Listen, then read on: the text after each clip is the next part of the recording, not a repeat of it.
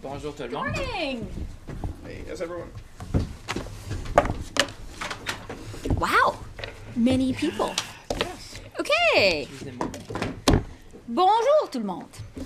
Dans un instant, je vous parlerai de la situation économique actuelle au Canada et de la manière dont notre plan économique rend la vie plus abordable pour les Canadiennes et les Canadiens.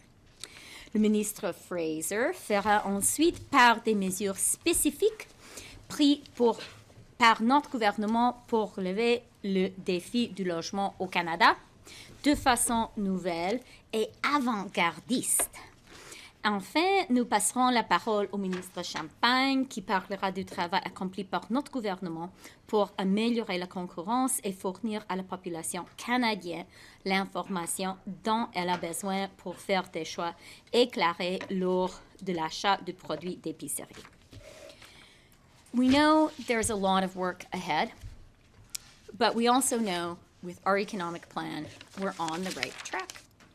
We learned last week that inflation in Canada fell to 2.9% in January. That's down from 3.4% the month before and down from its peak of 8.1%.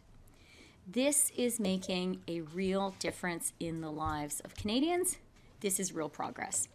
At 2.9% in January, inflation was back within the Bank of Canada's target range. Thanks to the hard work of Canadians and Canadian businesses, we also learned that we gained 37,000 new jobs last month. That was double expectations. Today, 1.1 million more Canadians are working compared to before the pandemic. A strong labor market really matters for affordability. Wage growth has outpaced inflation for the past 12 months as of January. Real wages after accounting for inflation, are now higher than they were just before the pandemic, meaning paychecks are worth more. This is progress, but we all know that many Canadians are still struggling to make ends meet, struggling to juggle all of their bills at the end of the month, and to feel confident about the future. So we really do know we have a lot more work to do to unlock a brighter future for everyone in our amazing country. C'est pourquoi l'un des principaux objectifs de notre plan économique est de construire plus de logements plus rapidement. Au cours des derniers mois, nous avons déjà pris des mesures importantes pour débloquer des milliards de dollars en nouveaux fonds pour bâtir des centaines de milliers de logements partout au Canada. Nous réfléchissons sans cesse à de nouvelles façons d'accroître encore davantage l'offre sur le marché du logement. Dans un instant, le ministre Fraser nous fera part d'un plan intéressant pour développer des nouvelles technologies de construction de logements et pour stimuler l'innovation dans le secteur de l'habitation. Another major part of our plan is improving competition across the economy, particularly in the critical grocery sector. As François-Philippe will explain in a minute, more competition means lower prices and more choice. And by increasing competition and cracking down on unfair and anti-competitive practices, we will help Canadians when they check out at the grocery store. And later this week, we will have more to share about a new plan to bring down costs for Canadians. And let me announce that this week, we are issuing our second Canadian dollar-denominated green bond. This follows the successful issuance of Canada's first 7.5-year, $5 billion green bond in March 2022. This issuance will be the first under Canada's updated green bond framework. And as we announced in the fall economic statement, the framework will now include certain nuclear expenditures. This makes Canada the first country to include nuclear expenditures in a green bond. It shows our commitment to build on our strengths and to be a global nuclear leader. And in fact, the Prime Minister had some great conversations about that with our Polish allies. I guess it was just yesterday. Green bonds unlock private financing to speed up projects like green infrastructure, and these projects will create jobs and drive economic growth while fighting climate change. This is our economic plan in action. Thank you very much. And we do have a lot of things to talk about this morning. So over to François-Philippe. Merci, merci, Chrystia. Indeed, very good news with respect to the green bond and adding nuclear. As you know, Canada too can do, and also the recent acquisition of Cameco of Westinghouse. We basically, have access to half of the install base in the world. So there is a lot of opportunities. So, bonjour tout le monde. Grand plaisir d'être avec vous ce mardi matin. Écoutez, avant de commencer, je voulais revenir sur une annonce importante qu'on a faite hier dans le logement au Québec. Vous avez peut-être vu, hier, on a annoncé 1000 logements pour nos aînés, des logements abordables. Vous avez peut-être vu, le concept est fort intéressant. On parle de 10 immeubles de 100 logements dans 10 villes à travers le Québec. Pour moi, c'est une annonce importante parce qu'on parle d'un projet innovant. On parle d'un partenariat exemplaire entre des municipalités, le gouvernement du Québec, évidemment, le gouvernement fédéral.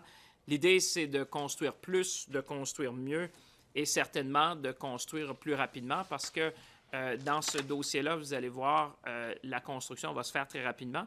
C'est un investissement de près de 235 millions de dollars, donc un investissement des plus importants entre nous et le gouvernement du Québec.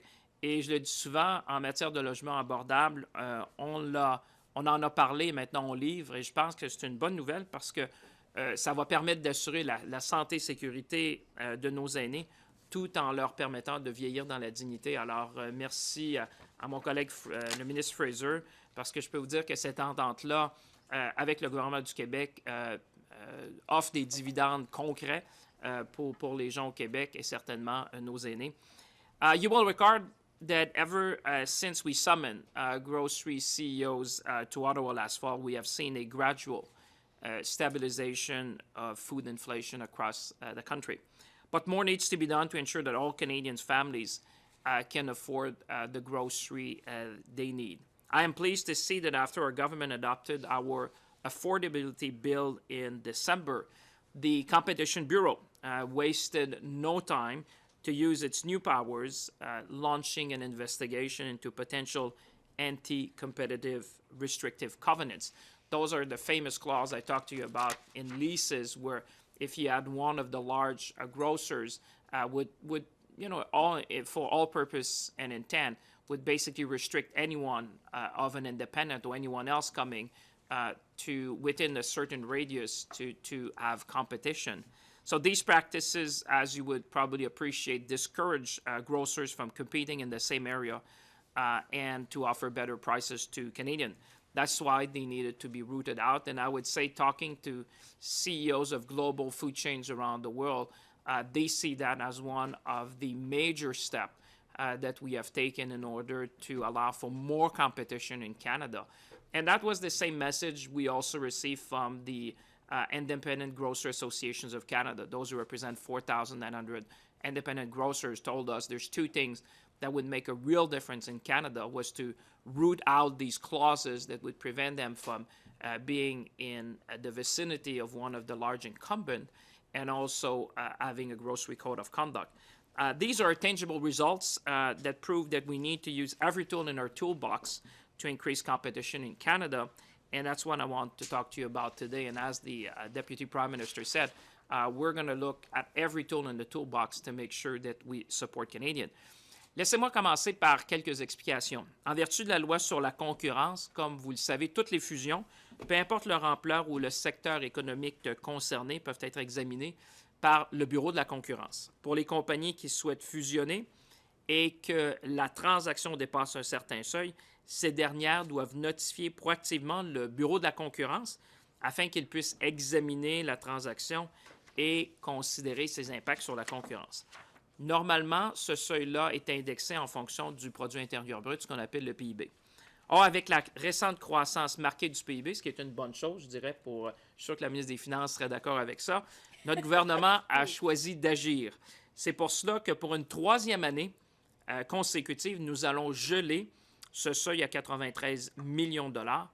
Et je vais vous dire un instant pourquoi c'est important et pourquoi ce que ça veut dire concrètement aussi pour les gens. C'est important parce que si vous regardez sur le graphique présentement, si on n'avait pas agi au cours des 3 années pour geler, ce qu'on serait rendu, sans notre intervention, le seuil serait maintenant rendu à plus de 120 millions de dollars.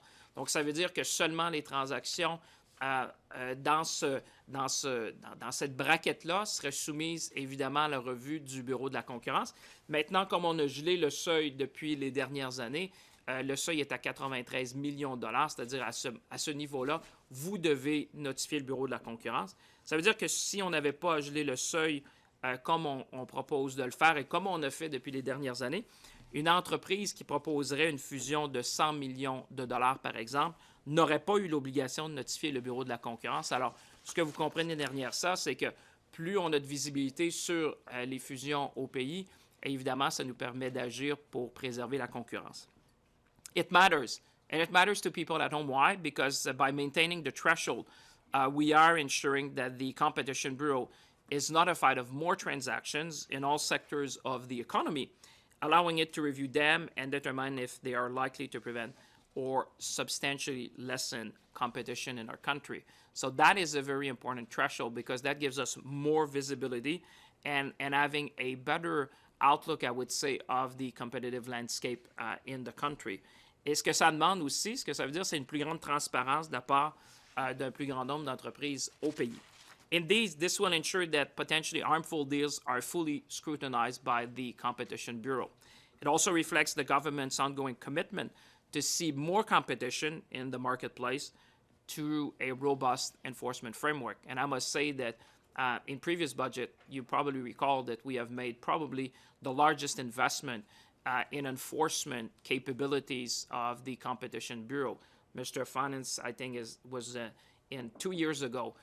We put $90 million to make sure that we would have the means of enforcing the legislation, and obviously now with these the threshold that we are maintaining, and also the new powers we have given to the Competition Bureau, I think people see that we are very committed to make sure that the Competition Bureau in Canada would be strong, would be efficient, but also would have more teeth in order to make sure that we prevent mergers that would be harmful to competition. But it's clear, and I think everyone would agree, more needs to be done. That's why we want to give the Bureau more tools to review mergers, and why we have put in the last budget the bill implementing the fall economic statement. There are additional measures, as the Minister of Finance was talking about, to strengthen competition. And why do we want to make these changes? Well, it's very clear, because we know that we still need to complete our reform of competition. That's probably the single most important thing we would have done as a government over the medium to long term in order to change the competitive landscape in the country. We're going to do that in this bill by updating the merger notification rules, by giving the Bureau a longer period. We're talking now about 3 years to review mergers that aren't notified otherwise, and by introducing temporary bans on closing transactions about to face a challenge in order to prevent loss of valuable Canadian IP. You could say that we'll have powers now for these mergers not to go ahead if obviously we are looking into anti-competitive practices, and the fact that they could get access to IP would be harmful. If Conservatives really want to make life more affordable for Canadians, they would support this long overdue reform of the Competition Act. And I must say, we did broad-based consultation, and we need to act now. Finally, I'm happy to announce today another call for proposal for projects to protect and empower Canadian consumers. Je l'ai dit à plusieurs reprises, nous devons développer une culture de défense des consommateurs plus forte à travers le pays. Et c'est quelque chose, évidemment, que le gouvernement canadien ne peut pas faire seul. With the selected organizations, we will develop and implement projects that focus on groceries to help consumers make the best choice for their family and their budget. Canadians deserve more transparency when it comes to grocery. They need to be better informed. I can tell you, me and my colleagues, we are committed to have more competition, more choices for consumer, and certainly more transparency. With that, it's going to be a real pleasure to pass on the microphone to my colleague, Minister Fraser.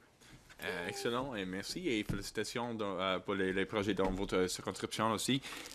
Look, today I've got some news to share that's exciting in the nature of how it's going to help identify unique solutions that are going to help us address the housing crisis.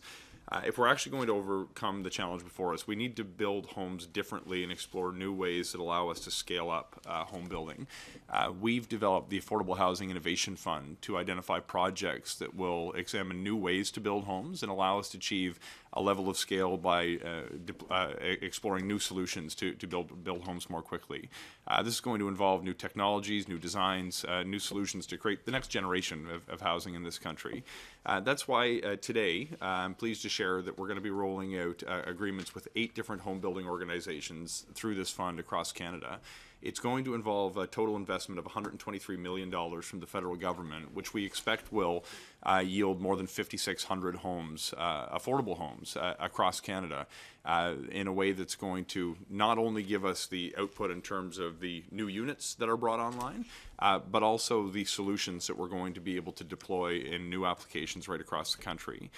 The kinds of projects that are going to benefit from this particular round of funding includes modular housing that's building affordable housing units and missing middle units with panelization, which is one of the most cost-effective and labor-efficient ways that we can build new homes in this country.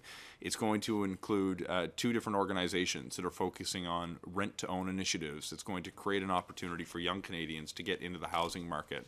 One through creating a pool of investors who will share equity across a portfolio of homes, and another that's actually going to create an opportunity to allow tenants to become mortgage ready by establishing a credit history through the successful applicant that will allow the renter to demonstrate making their rent payments on time to justify establishing credit for the purpose of taking out a mortgage in the future. There's also an organization that's going to be using land that's been provided by religious organizations to reduce the input costs for new affordable housing builds.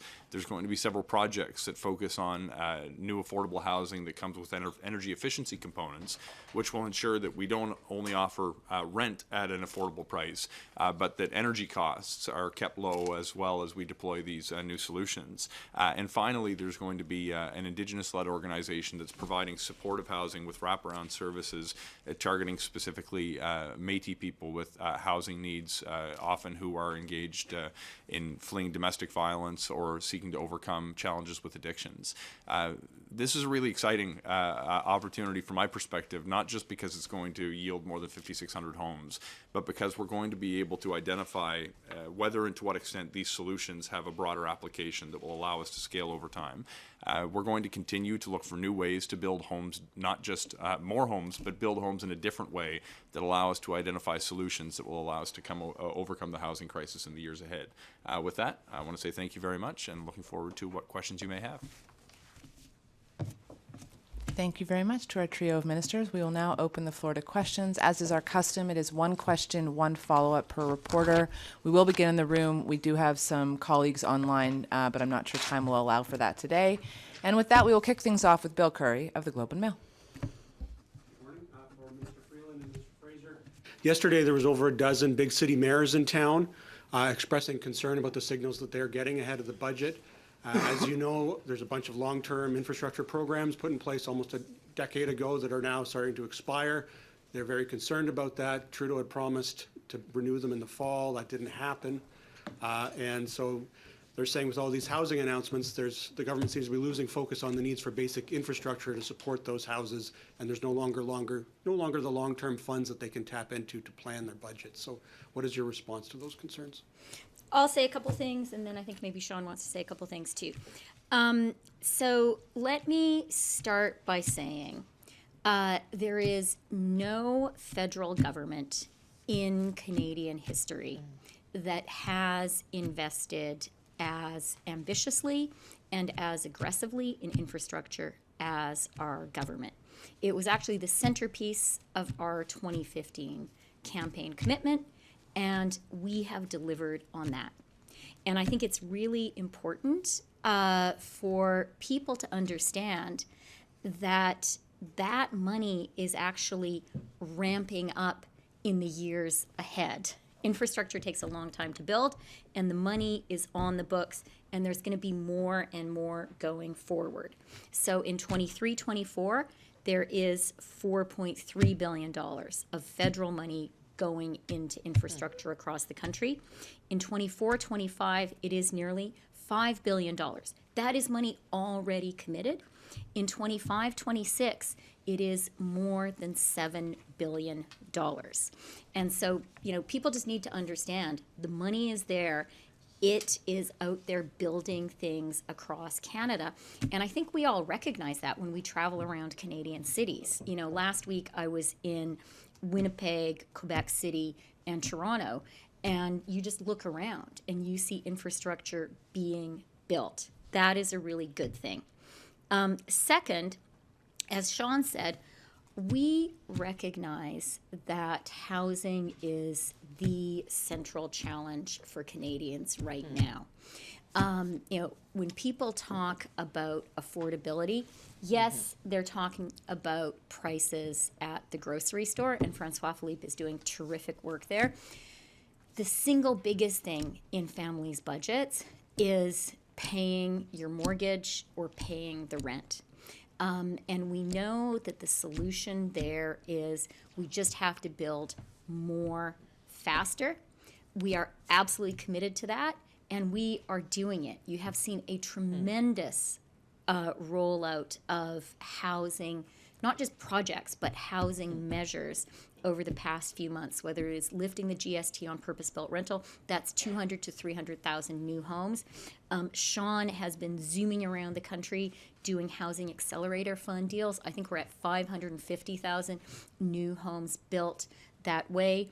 Our former rental construction financing initiative, now it's the Apartment Construction Loan Fund. That has been topped up, and that is responsible for hundreds of thousands of homes being built. So we get that.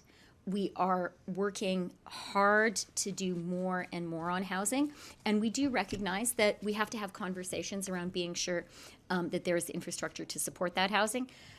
But I just want to conclude by going back to where I started, which is there is a lot of money in the pipeline right now building the infrastructure that Canada needs, and we are glad that we have put that money out there. Sean? First, I had an opportunity to meet last night with Mayor Chow, and in the last number of weeks have spoken with Charlie Clark, Mike Savage, was in Regina recently with Mayor Masters, and continue to engage with mayors of not just big cities, but small towns across Canada as well. We know that we need to partner with municipal governments if we're going to succeed in our goals to experience economic growth, build livable communities, and make sure that there's enough homes for people to live in. And we know that involves making investments in infrastructure as well. There's some unique concepts that are being pitched by the Federation of Canadian Municipalities around a new municipal growth framework. There's some very interesting ideas that I'm interested in continuing to explore. We don't have a policy announcement today, but I'm going to continue to engage to understand what the right path forward looks like. But to Minister Freeland's point, let's not pretend that we haven't made investing in infrastructure a strategic priority over the course of our time in office. If I look at programs like the Canada Community Building Fund, this is billions of dollars every year that's building out essential municipal infrastructure and empowering local governments to make decisions about how that money is going to be spent. We're currently rolling out the $4 billion Green and Inclusive Community Building Fund. We have projects that are still rolling out under the Disaster Mitigation and Adaptation Fund that are delivering on climate resilient infrastructure, which in many cases actually creates an opportunity to build more homes and communities. There's still projects going through the Investing in Canada infrastructure plan. Many billions of dollars, tens of billions of dollars worth of projects have been leveraged. Going forward, there's a new ambition from the Canada Infrastructure Bank as they've stepped up their financing programs to deliver a range of different kinds of infrastructure, and they're now exploring housing enabling infrastructure in addition to some of the measures that they put in place before. And coming online in 2026, so we'll be in a position to begin negotiations sooner than that.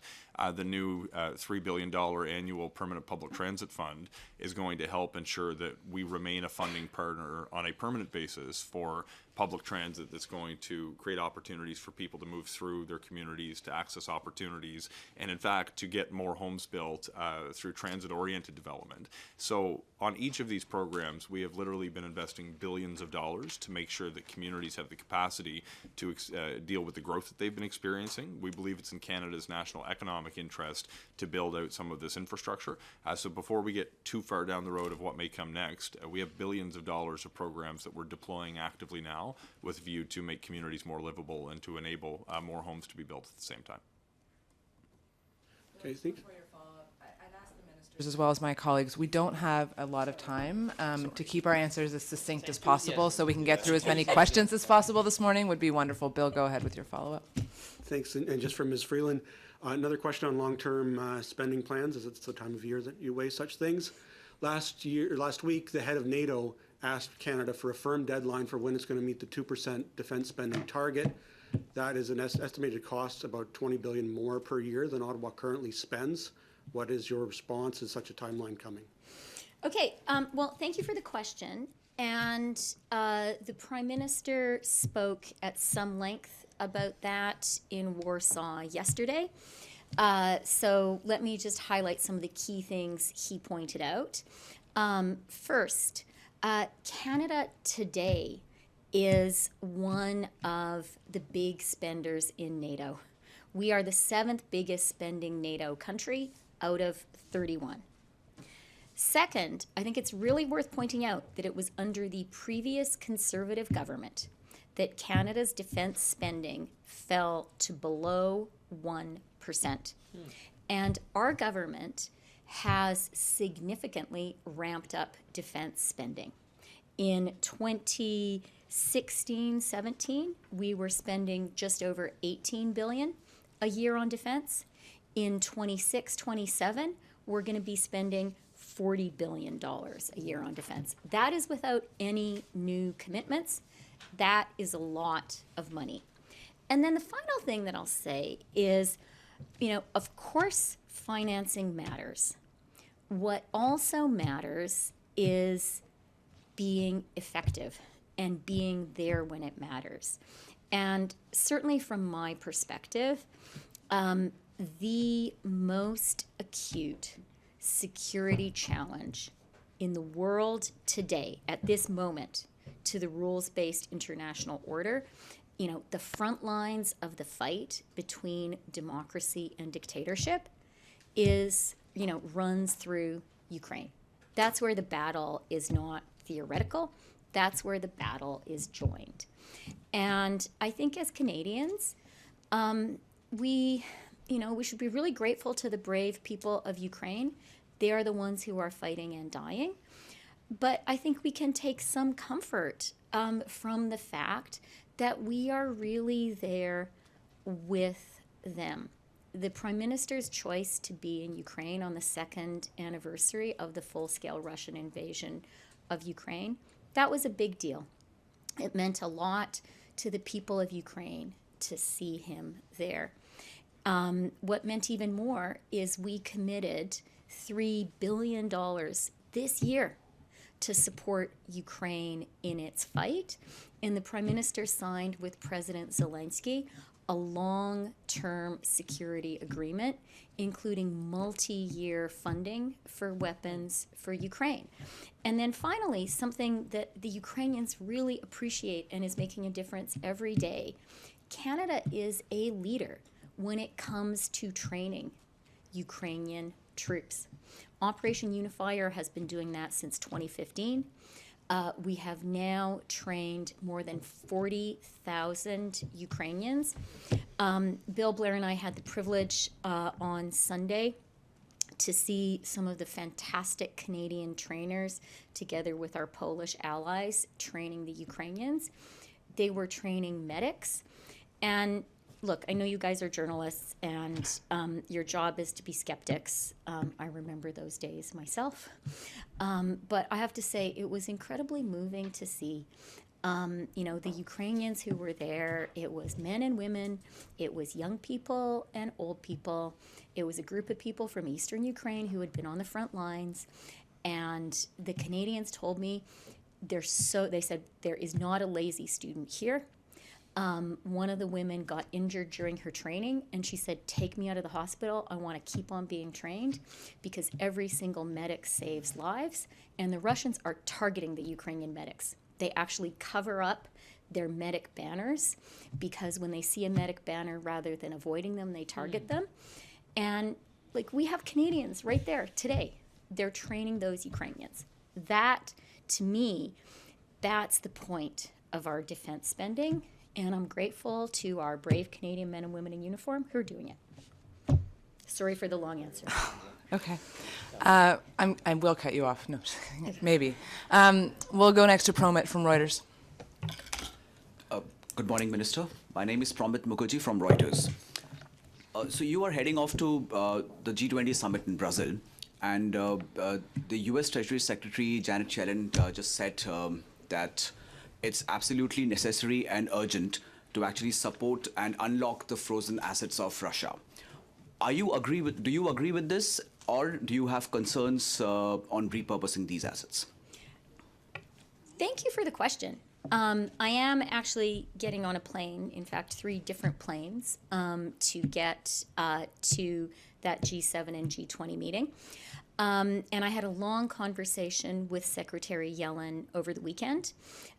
This is an issue that I have been discussing with her for not just months, but really since the war began. The issue of the assets of the Russian Central Bank has been a central Canadian preoccupation.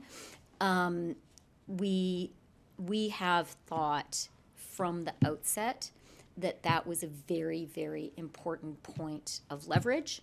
And Canada was very strongly involved in the initial decision to freeze the assets of the Russian Central Bank, and we have been centrally involved in the work being done to take the next step and confiscate those assets. So I have been working closely with Secretary Yellen. She and I agree 100%. The Prime Minister is very engaged in this work, and at the G7 leaders meeting that happened on Saturday while the Prime Minister was in Kyiv, he advanced the issue very strongly.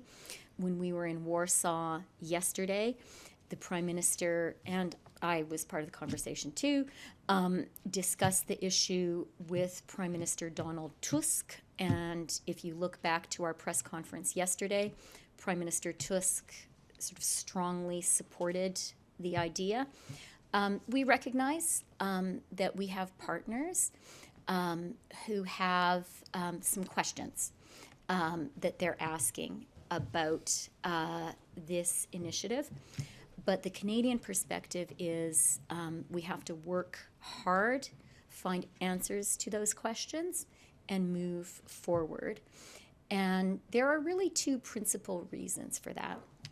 First of all, aggressor pays.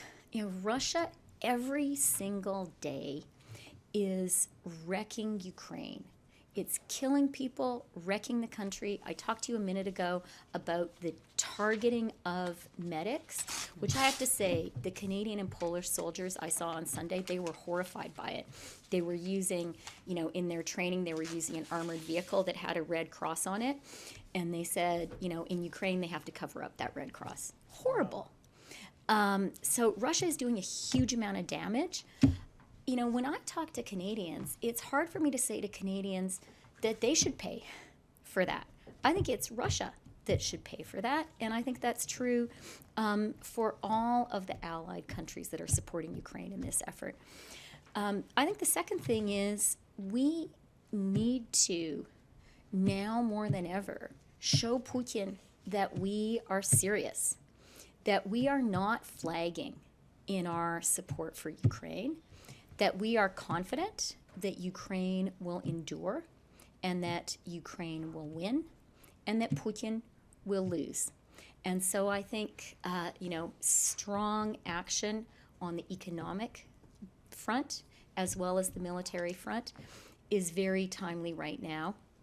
And the work on the assets of the Russian Central Bank would represent that and would show that, we quite literally have the assets to endure and keep on going. Yeah. The farmer care deal, do you think it'll impact the budget numbers this year, or will it impact next year? So we have some great announcements that we've made this morning. None of them are about pharmacare. Our government, though, absolutely believes in investing in Canadians. We believe in investing in the health of Canadians. A healthy country is a strong, flourishing, prosperous country. And, the central theme of our conversation this morning has been making life more affordable for Canadians. Investing in social programs accomplishes that. Think about early learning and childcare. That has made life so much more affordable for hundreds of thousands of families across the country. I have talked to people, I'm sure Sean and François-Philippe have as well, who say to me, childcare used to be like a second mortgage for me. And the work that has happened to bring down those fees has helped us get through this tough time.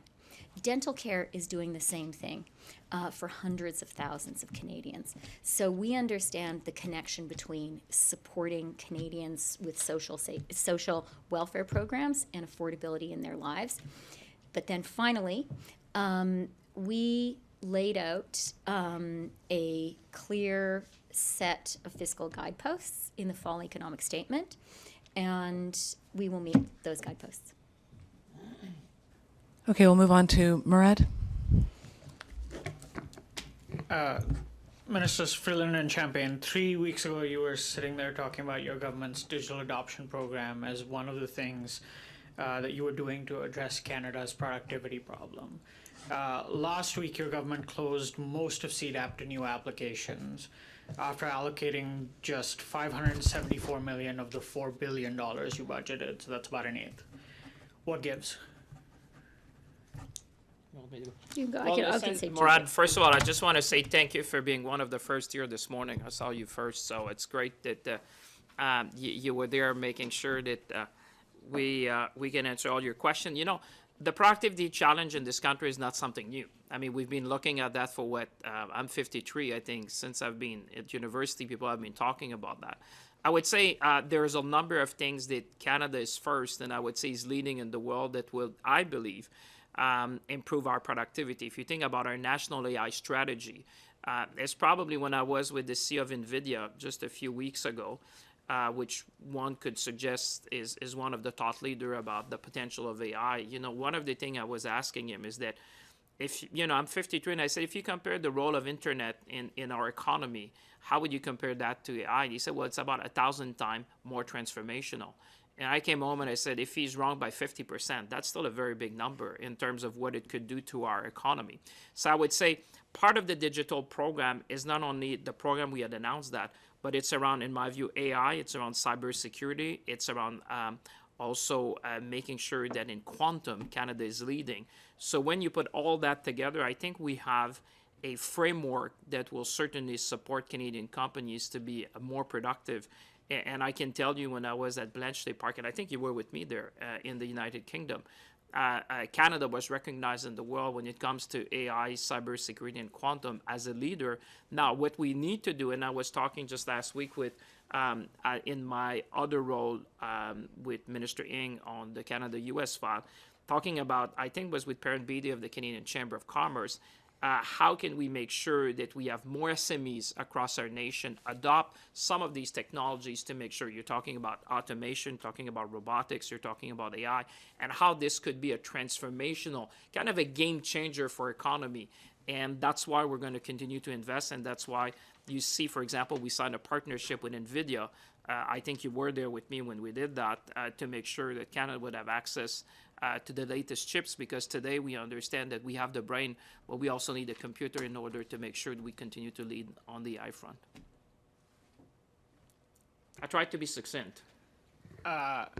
So that's all very well. Those technologies are all very well, but you've just removed a program that allows small businesses to access them. Why did you do that? Well, I would say on that, we already, like you said, a part of the program has been already dispersed.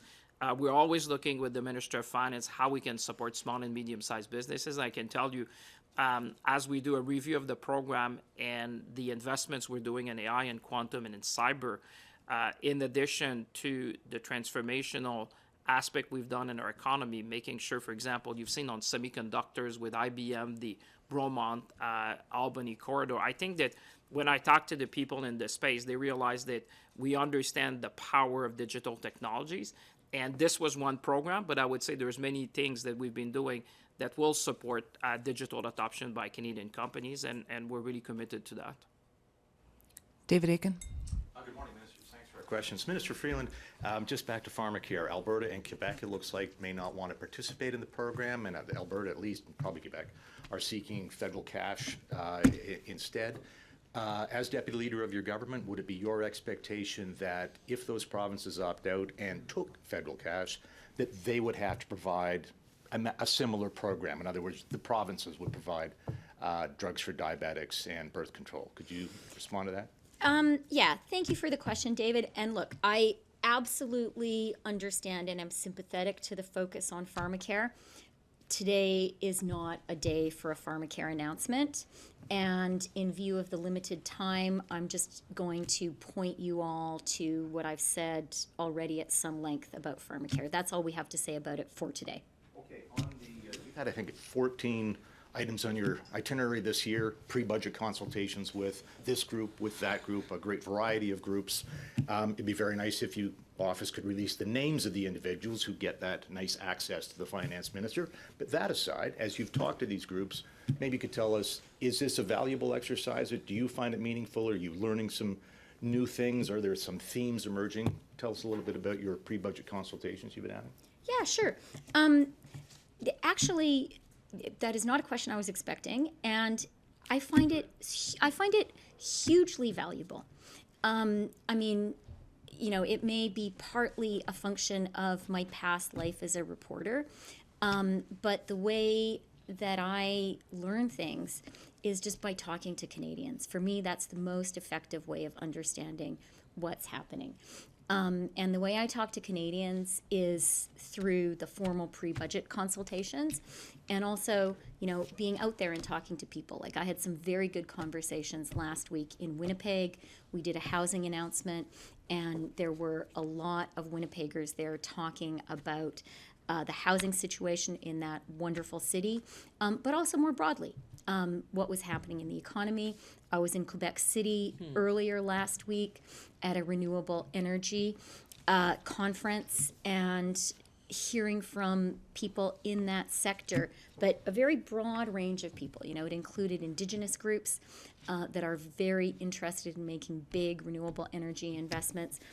You know, that also really, conversations like that really help to inform my thinking. So short answer is yes. You know, headline, talking to Canadians really helps to understand what Canadians need. I would say that the issues that I am hearing about the most, that are front of mind to me, are housing. I think the center of people's preoccupations in their daily lives is, am I going to be able to pay for my mortgage? Am I going to be able to afford the rent? And interestingly, even, you know, an older, more affluent Canadian who may not have a mortgage anymore is really worried about, can their kids afford to buy a house? So that's number one, I would say. And then I think that kind of flows into a general concern people have about affordability. I think housing is a really big part of it. Like, if you can afford to pay your mortgage, or if you can afford your rent, your life is basically affordable. But the work François-Philippe is doing on groceries and food, really essential, and I think goes to the heart of many people's concerns. Third thing is growth. And, sometimes in the consultations people talk about growth, but sometimes people just talk about, I want to be sure that I have a good job, and that I have a job that pays me enough that my family and I can have a good life. So I think those three issues are really connected. I don't think there's anything novel about those being at the heart of Canadians' preoccupations. They are at the heart of our preoccupations. And the final thing I would add is something emerging in the conversations I'm having is a concern around generational opportunity. I hear from younger Canadians, but also really interesting from what you might call the parent and grandparent generation. People want to be confident that the promise of Canada that maybe older generations of Canadians have experienced in their lives, that is there for their children and their grandchildren. And the people who are the children and grandchildren, they want to be sure that they have those opportunities too. And we'll wrap up today with a final question from Chrystia Noël. Bonjour, la question pour Mme Freeland. Vous avez entendu ce qu'a dit M. Macron à propos de l'Ukraine.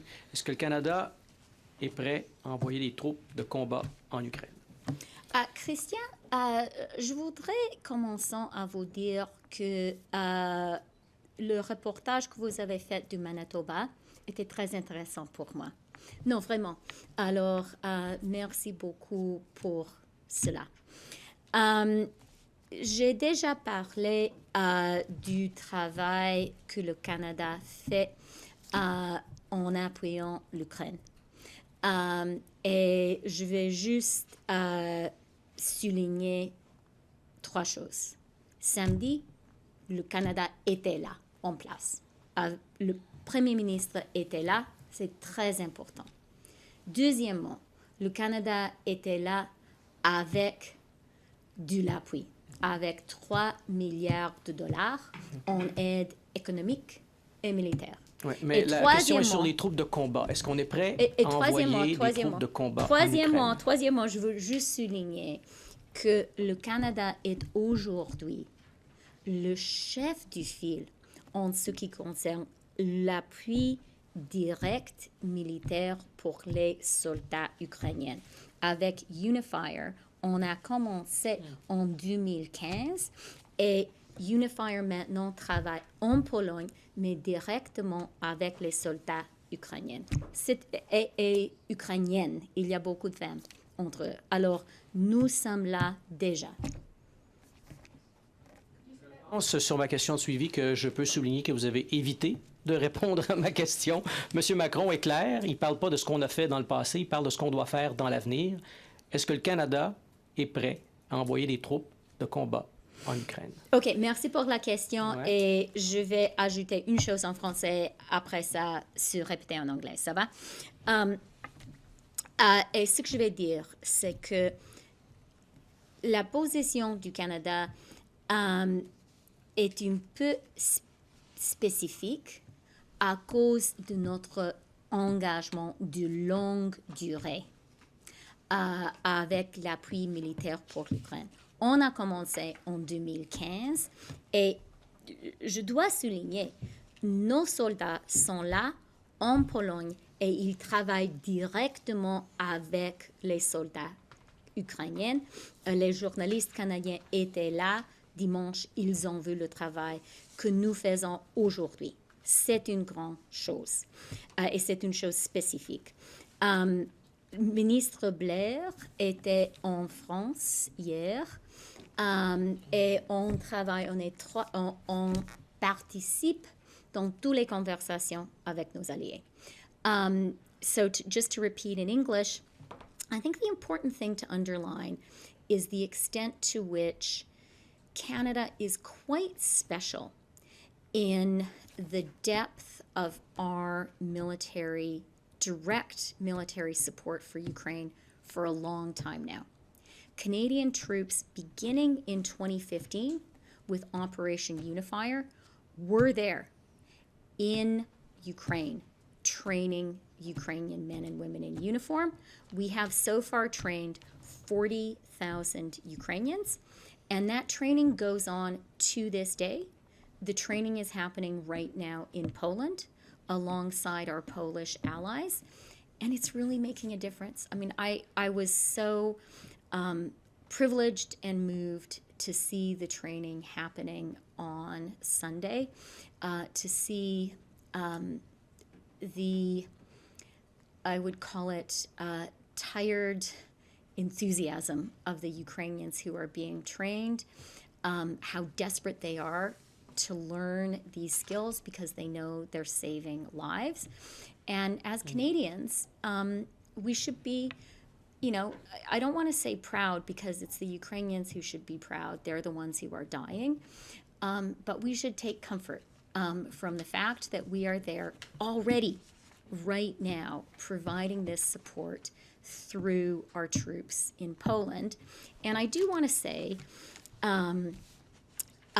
as Christian's story from Manitoba pointed out, now is not a time inside Canada for any partisan game playing when it comes to Ukraine.